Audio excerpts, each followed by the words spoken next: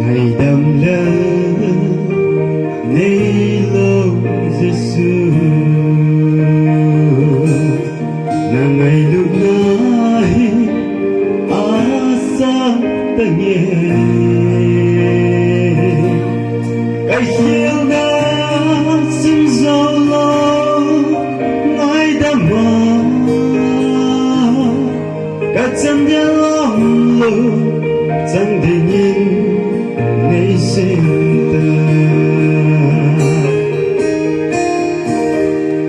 ngày đầm lớn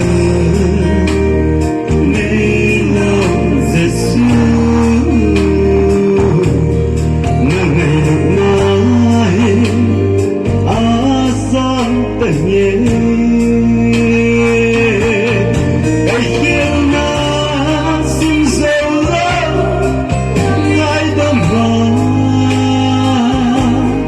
cả chân dia lòng lưu ngày lúc nãy chân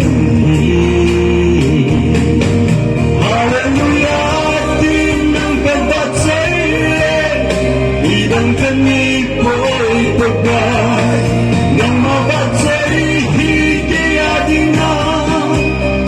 higit lingkin tuahin, tusok na, laupi na, nangahisihay.